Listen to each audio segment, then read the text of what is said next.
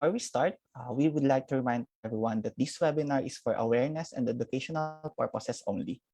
This does not in any way replace the assessment and evaluation obtained from a one-on-one consultation with a duly licensed physician. Good afternoon, everyone. Welcome back to another informative session with BioBalance. Today, our topic is about how important the gut is in ensuring that we have a healthy and well-responsive immune system. With the risk of COVID-19 everywhere and in our daily living, it is critical that we fortify our defense against possible infections. This afternoon, our doctor speaker will talk about the connection between the gut and the immune system, factors that may be putting you at risk for a weaker immunity, and also the role of probiotics and other nutritional supplements in restoring back balance into your health. Our speaker is a resident consultant at BioBalance and is the first Filipino certified in functional medicine by the Institute of Functional Medicine, USA. He is also European double board certified in nutritional medicine and anti-aging medicine. To help us brave the new normal and guide our guts back to glory, dear viewers, I present to you Dr. Stanley Chua. Hi, thank you, Mark, for that wonderful introduction. So before we proceed and talk about the gut immune connection, let's talk about certain things that about our gut that most of us aren't really aware of. So the first thing that I would like to impart here is that digestion is important for your health. There are several sayings that go the gut is the gateway to your health, or the gut is the mirror of your health. And really it really goes to the importance of your digestive system with regards to your not just your immune system but your overall health. Second, the stomach's main role is the stomach isn't the biggest player in digestion. People think just because most of the acidity or our drugs are focused in the stomach, that the stomach does all of the work. The reality is that there is a part of our digestive system, which we call the microbiota or the microbiome, what's responsible for largely about 60 to 70% of all digestive processes that occur inside our digestive system. You can actually eat upside down. So, there's a common misconception that, you can only eat upright, but actually you can also eat upside down. And the digestive peristalsis isn't really affected by gravity in most people. The large intestine is responsible for more than just eliminating waste. So people always assume this, that, the way that our gut works is that we ingest food and then the large intestine is the one that disposes it or stores it later for the disposal. Large intestine is also largely responsible for water reabsorption as well as nutrient reabsorption.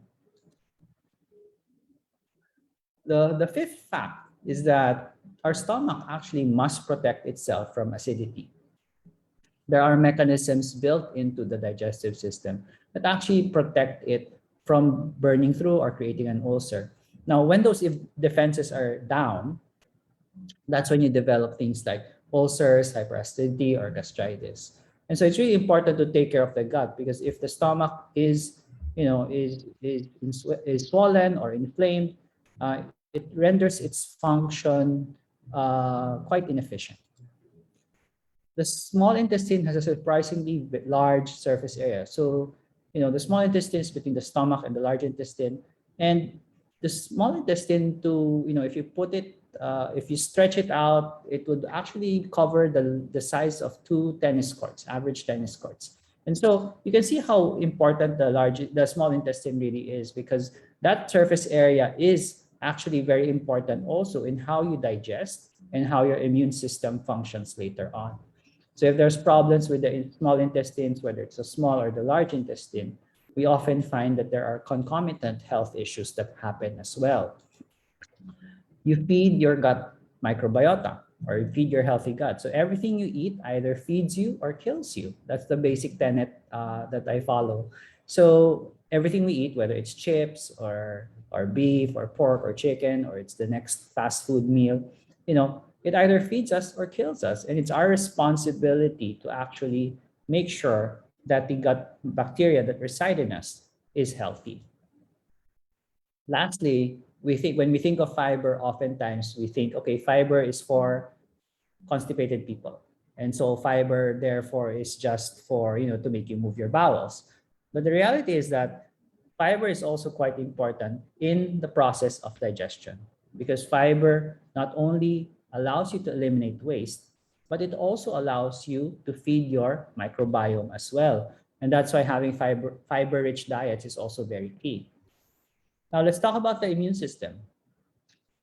Usually, when we have a disease process, it's actually because our immune system is actually doing its job. So if you have a fever or from a virus or whatnot, that's your immune system doing its job. And so we get symptom of fever, a cough, a cold, and it's this acting up of your immune system that causes your body to create a response. Your immune system also suffers from a lack of sleep. So when you are, very tired, you have your sleep cycle is upside down, you're asleep in the morning and awake at night, your immune system is always prone to suffer from this deprivation. So it's important also to keep sleep, at the top of our list. So autoimmune diseases mostly affect women. So this is a known fact already that 9 out of 10 autoimmune disease sufferers are actually women. And sad to say, we are seeing more and more situations and cases where women are, men and women actually, even children, are suffering from autoimmune disorders, whether they're triggered by environmental factors, medications, chemicals, or whatnot. Your gut bacteria is the key to that healthy immune system. And so we'll talk about this a little bit more in depth later on. This is something that most people don't realize, is that 80% of your immune system actually resides within the gut. And the gut is responsible for actually immune surveillance. So when your microbiota that reside within the gastrointestinal system, they act like immune soldiers, and so they keep watch over what's coming into your body and how does your body react after that. The sixth little known fact is that laughter keeps your immune system healthy. So there's an old saying that goes, laughter is the best medicine. And so laughter really helps your immune system because it actually helps reset it and helps it calm down. So why does the gut matter in immunity? Because of the large surface area of the gastrointestinal system, it is the surface which has the biggest interaction with the things that we eat, inhale, and ingest, right? So as a result of the large mucosal surface area of the gut, it renders it the ability to become the central command center for immune response. So it actually sends the body signals whether, okay, let's create an immune response or not, right? And because it's also quite a large surface area, it also is responsible for immune sampling. So it tests out things that you eat or things that microbes that you consume or whatnot, whether they're good for you or bad for you, and creates a reaction as a result of that. This mucosal surface is actually covered by bacteria, and this is what we call the microbiome. And so when you have a good microbiome, you have an immune response that is well regulated. This is the main essence of why the gut matters. Because if the microbiota of the gastrointestinal system is compromised, you are most likely to create abnormal immune responses, whether it's allergies, whether it's autoimmune disorders or whatnot, or whether you have an weak immune system, it also will matter. What else should we know about the microbiome? Well, the commensal microbiota or the normal residents of the gastrointestinal system actually used to combat viral infections. In fact, it's the microbiota or these bacteria that signal your body to produce antibodies called secretory IgA on the mucosal surface that aid in the elimination of viruses and certain viruses like influenza. So, and if you look at the research of the gut lung axis, no, there's such a thing as a gut lung axis, where the gastrointestinal system actually communicates with the lung immune system itself.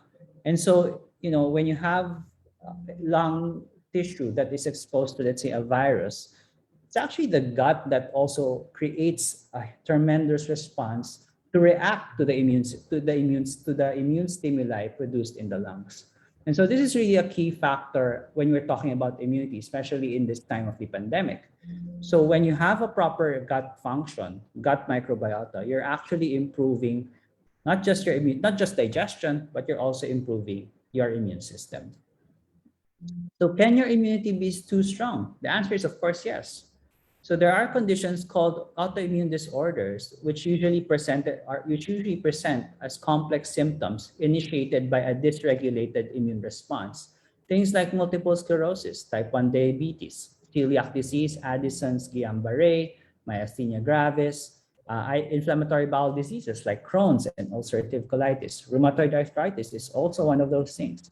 Psoriasis, Sjogren's syndrome, scleroderma, lupus, vitiligo, and even hypo and hyperthyroidism are autoimmune diseases. And so these are actually syndromes where your immune system has gone awry. And as a result of that, it creates an abnormal cascade of symptoms in people. Now, it's very, very hard to predict whether a person will get an autoimmune disorder or not, but genetics do play a big part. So if your parents or your brothers or sisters do have do have the genetic predisposition or are already diagnosed with autoimmune disorders, there is a high likelihood that you also will develop some form of autoimmune disorder. It may be the same kind or it may be a different one altogether. So who are the populations at risk for having an exaggerated immune response? Well, of course, gender matters. So autoimmunity is, like I mentioned, 9 times more common in women than men. Family history really matters as well because genetics does play a part in determining who has or who will develop an autoimmune condition.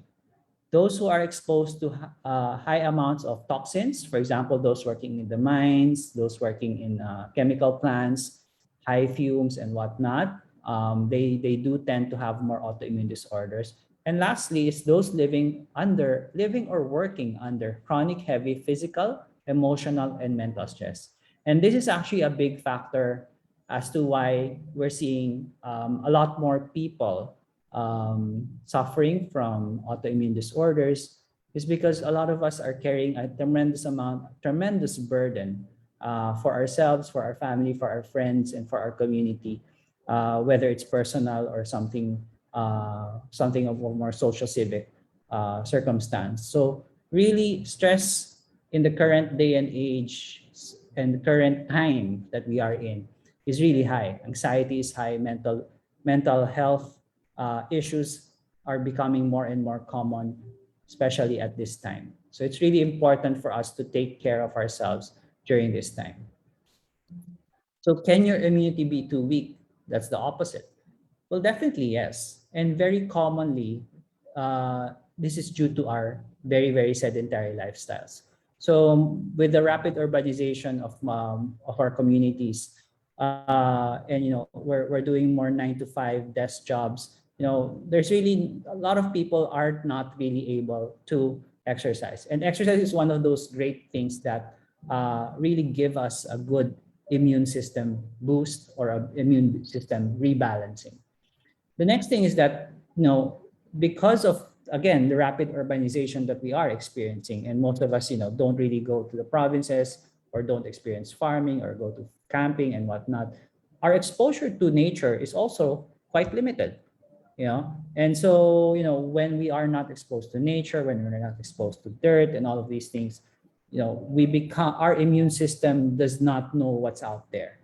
And so we become very, very predisposed to certain types of infections. The third reason why our immune system will be too weak is if we overuse medications, especially antibiotics, because antibiotics, in the short term do improve your immune system, but in a long-term time scale, it actually leads to a poorer immune system because it actually eliminates the gut microbiota that are supposed to be helping you. So when you're taking antibiotics, it's actually very key that you have to take a probiotic with it or soon after your antibiotic course so that you can replenish that microbiome properly.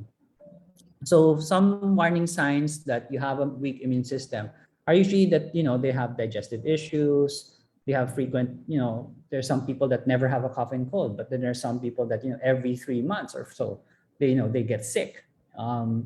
Some people will experience it as being too tired. Some people will experience it as delayed wound healing, and some people will experience it as frequent infections, whether it's sinus infections, ear infections, urinary tract infections, etc. So really, the immune system has to be in a balance. Okay. And so what are the populations at highest risk for a poor immune response? So those living with chronic and uncontrolled medical conditions. So these are your comorbidities: diabetes, hypertension, cancer. Those taking immunosuppressants, of course, such as prednisone, azathioprine. Those who have HIV or AIDS, which is an immunosuppressing disease. Those who have cancer and are undergoing chemotherapy, because you basically remove or create a poison within the body to kill the cancer cells, but that inadvertently will also poison part of the cells that are helping you. So those living and working under chronic heavy physical, emotional, and mental stress is also a reason for a poor immune response. So stress works both ways, and we don't know how each person will react, but we do know that people under heavy emotional and mental stress do can present as either having an autoimmune condition or present as a person with a very, very poor immune system. Age also matters in this case because older populations have a less pronounced immune response compared to those of a younger age group. And this is why, speaking of the boosters right now, that they're prioritizing those with comorbidities or those that are of a certain age, simply because we do understand that their immune response is much more poorer than someone of a younger age group. So what we really want to have is a balanced immune response. And it really all starts with the gut, right? So the gut is the starting point of creating a balanced immune system, a balanced immune response, and a balanced immune surveillance system. And restoring that balance begins with bacteria. So at this point, we're going to be discussing probiotics, prebiotics, and something that may not be too familiar with some people: postbiotics.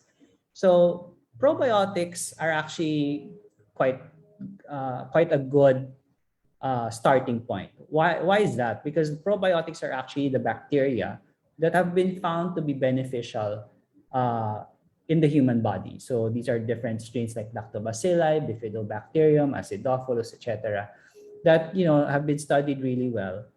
Unfortunately, we only know of probably around 100 to 200 of these bacteria at this point. And based on genome analysis, we do know that there are probably more than 1 to 2,000 of these species residing in our gut or the gastrointestinal system. So different 1 to 2,000 of different species. And that's a lot. So we're only looking at a very small microcosm of that large sample. And so we need to really understand, okay, what do all these bacteria do, right? So what has been identified as the factors that help make our immune system better with probiotics are: the first one is, of course, to modulate the immune system. So we increase antibody response, we reduce inflammation, we stimulate phagocytosis, which is basically the elimination of waste. It interacts with other microbiota, and it creates some of our bacteria actually are antimicrobial as well. So they fight against other pathogens such as viruses or bacteria. It also produces certain things like organic acids, lactate, propionate, acetate, reduces colonic pH. Butyrate is also key. and colonization resistance, meaning our microbiota prevents other bacteria from colonizing our immune system. So those that are not normal residents of our immune system are actually prevented from latching on to our gut. So there are, of course, other things like probiotic host interactions, which is more technical, and we'll discuss that in a future webinar. And of course, there are other things that the probiotics do, which is the synthesis of neurochemicals such as cortisol, serotonin, and GABA or gamma aminobutyric acid. So there's upcoming literature now that probiotics are being used for depression and anxiety because of its role in its ability to improve serotonin levels, which is your happy hormone. So it's really a big thing, no? That the gut here, although we're just talking about the immune system, it does more than just improve your immune response or immune surveillance. It affects neural function, it affects your mood, it affects everything. So really having a good gut really matters. So what are prebiotics? So probiotics are the actual bacteria. Prebiotics are the food that feed the bacteria. So these are the nutrients or substrates that you give your body that actually help to replenish or encourage the bacteria to thrive within the gastrointestinal system. So some examples of prebiotics are inulin, FOS or fructooligosaccharides, arabinogalactan, for example, fiber are also really good. So there's many things in the market that are good prebiotics, and you can find this in your health food stores as well. And so, oftentimes in practice, what I do is I normally will combine pre and probiotics for patients, whether the probiotic comes in a supplement form or whether it's food. It works, because it helps the new bacteria actually thrive within the bowels and actually restore that balance much faster. So that's what your prebiotics will do. So what about postbiotics? So after your probiotics consume the prebiotics, they create byproducts, right? And these byproducts are what we call the postbiotics, right? So they can contain several things. They can contain inanimate cells or microbial cells or fragments like cell walls, membranes, etc., or metabolites and end products. So these can be the organic acids, peptides, proteins, enzymes, or bacteriocides. So things like butyrate is also a postbiotic. So there are supplements out there that are just the butyrate, so it's a postbiotic.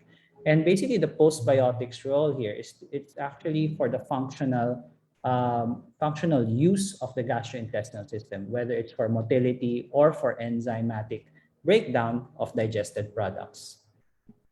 So there are different types of postbiotics as well. So certain nutrients act like postbiotics as well. So your B vitamins, vitamin K, amino acids, they're all things that can be considered also as postbiotics because they are used, they are also byproducts of your bacterial metabolism. So you have certain antimicrobial peptides that are also good postbiotics. Short chain fatty acids, this is what I was referring to with butyrate.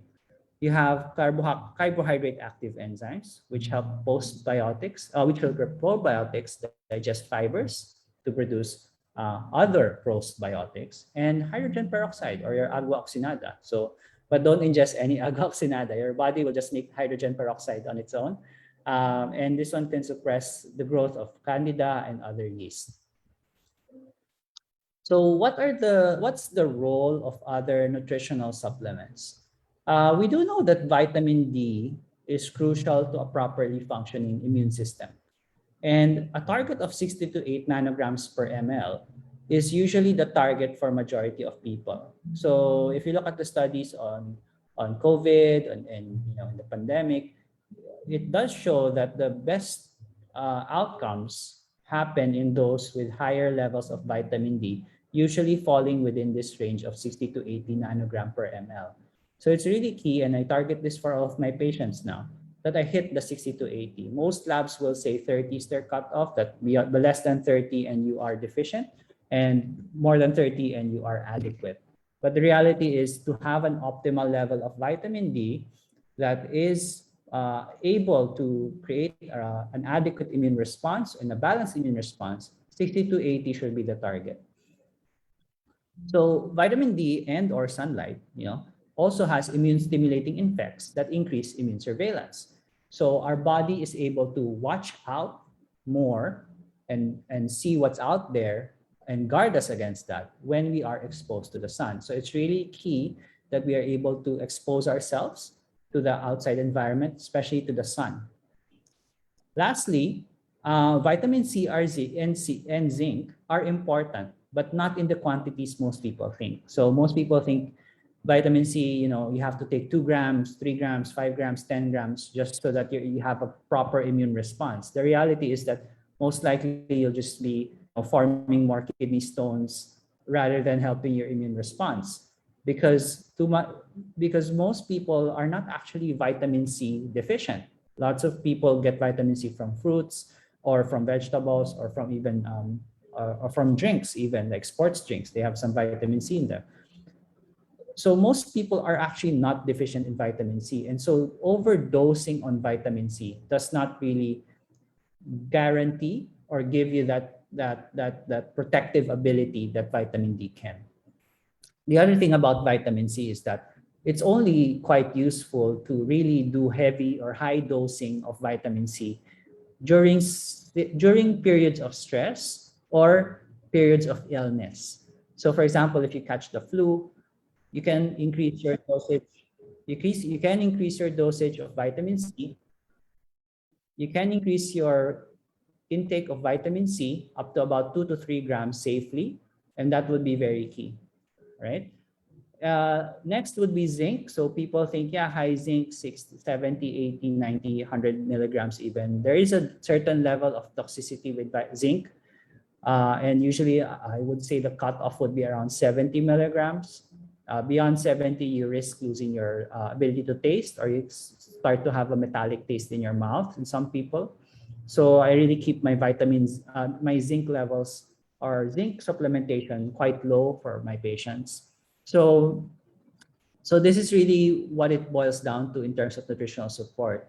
People often overlook vitamin D and the sun and really focus just on the C and zinc, and most especially the C. So it's really key that we have a good balance of these. So apart from the vitamin D, the C and zinc, which are the more popular supplements with regards to the immune system, other things that are actually good for the immune system are vitamin A, vitamin E, other antioxidants. You can see here some herbs, some spices and whatnot, some garlic and ginger. Selenium also, which you get from seafood, and selenium is important because of its role in how you make glutathione. So really, it's not one or the other nutrient that's important. All nutrients are important, and we should give importance to those that give us the biggest impact. So in summary, to have a good immune system means we have to have a good gut filled with good bacteria and good microbiota. So the gut is the main controller of our immune response and immune surveillance.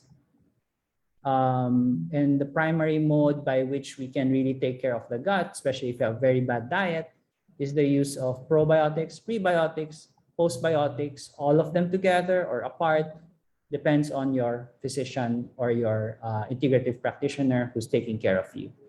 And the immune system requires a steady intake and balanced level of all necessary vitamins and minerals, especially vitamin D and sunlight.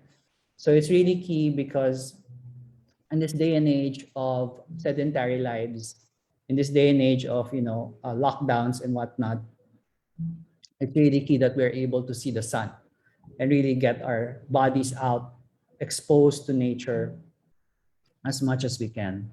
So that wraps it up for my part on this webinar. I give the floor back to Mark.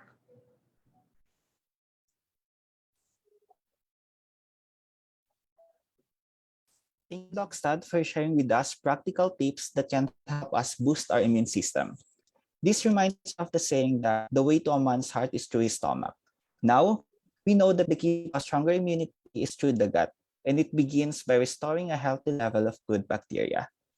And with that, Toxan, we have several questions from our viewers. Let's start from this one.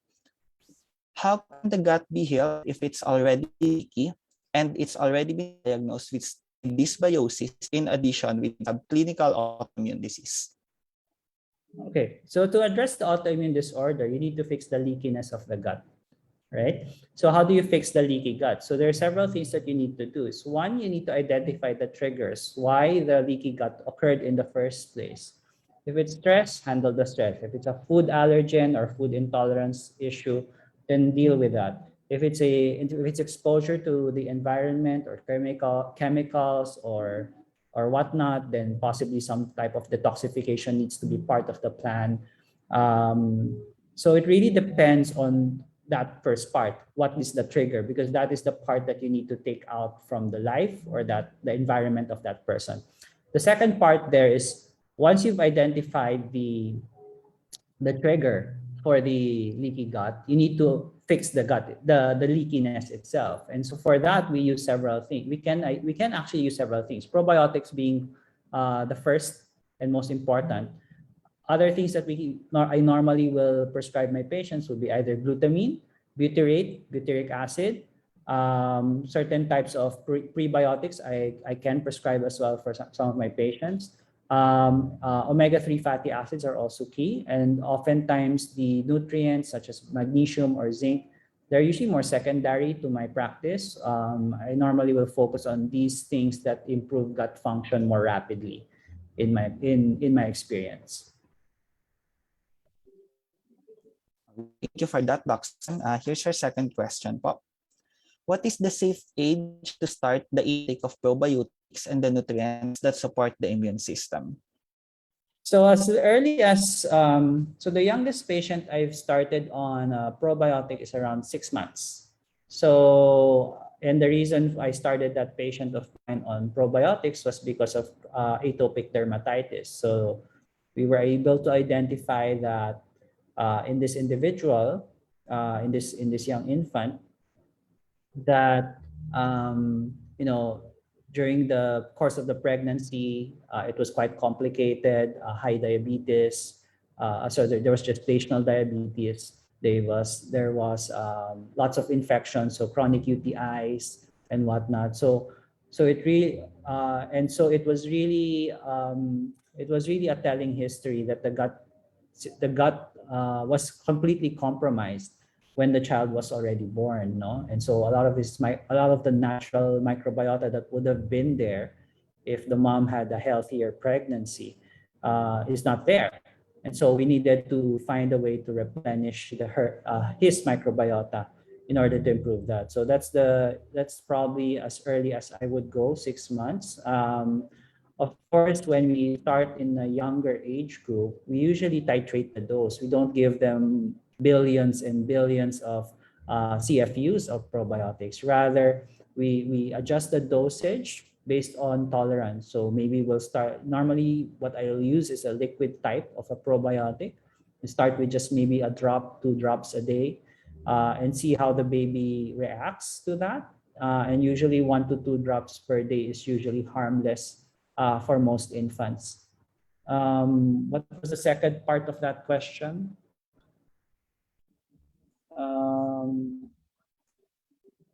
What's a safe age to start nutrients to support the immune system? Yeah, usually I think most pediatricians normally start some type of nutrient supplement around 6 months to a year. So even around that time of 6 months to a year, you can actually already start on those nutrients as well. Okay, so here's your third question, Doxan. Is there such thing as too much probiotics, or can someone overdose with the good bacteria that we are taking? Oh yes, so there is such a thing as overdose. Yeah, there is an overdose for almost everything, even water. So, so yeah, you can overdose in probiotics. And what normally happens is one of two things. One is you go excessively to the bathroom because you need to defecate. because you have to remember probiotics are very gastro-stimulating, so they actually increase gastrointestinal motility. And so if you're taking a lot of probiotics at one go, let's say you're taking about 300 to 500 billion CFU of probiotics in one sitting, expect that. The other thing you need to expect is increased flatulence, because you are introducing a lot of bacteria. If there's a lot of food that's left inside your intestines, when that bacteria hits your intestines, it will create a tremendous amount of gas. And so that can be quite discomforting for some people. So my rule of thumb when I start my patients on probiotics is usually I start them with, with a low dose, usually about 5 or 10 billion, 25 billion at the most at a time in one go, and then slowly increase up to how much they will actually need or tolerate, depending on their health condition. Okay. Here's another one, Doc Stan. This one is quite long. I have a weak stomach since 2016. This year, I was given a PPI meds and Bifilac probiotics, but didn't feel like it has a big effect. How does one make my gut healthy again? Okay, so if you have a weak stomach, so the term that's a bit difficult to describe for me to understand here is the weak stomach, because weak stomach means different things to different people.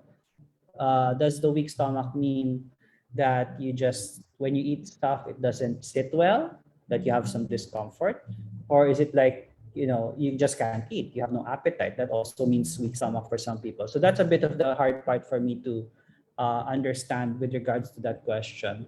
So I would assume that because he or she was given a PPI and a probiotic, that probably the consideration here was some sort of like a gastritis or reflux.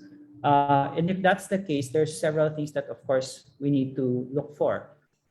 The one reason probably why some people PPIs don't work is because most people, if they have severe amounts of stress in their life, they normally have very, very low acid already to begin with. So PPIs normally will not be able to help in that case. And the opposite has to happen. You need to give digestive enzymes instead with the probiotics to help in that situation.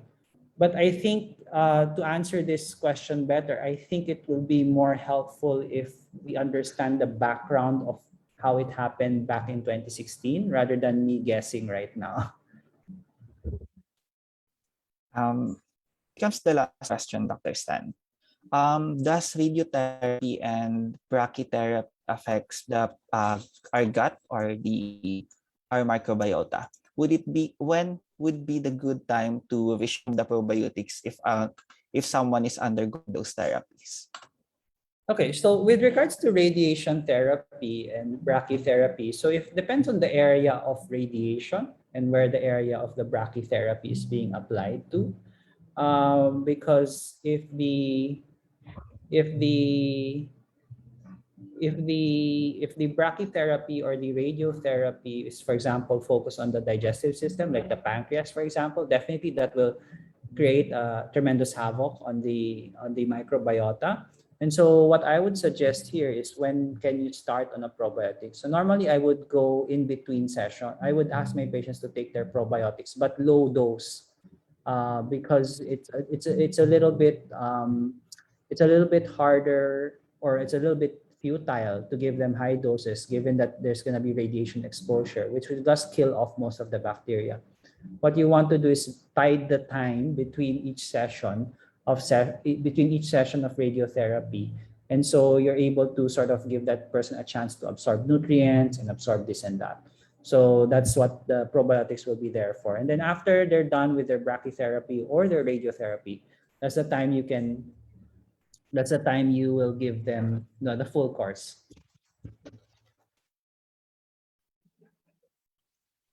Okay, I think that's all the question that we have from our viewers.